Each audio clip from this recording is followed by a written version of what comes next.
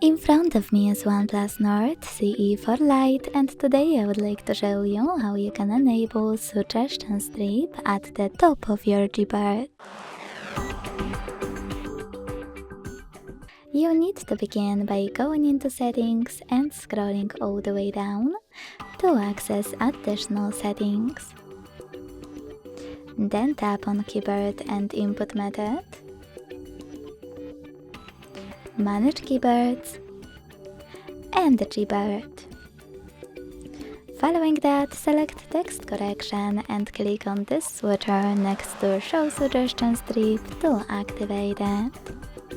So when I go back, as you can see, it was successfully enabled. Thanks so much for watching. If you enjoyed this video, leave a like, comment and subscribe. Bye!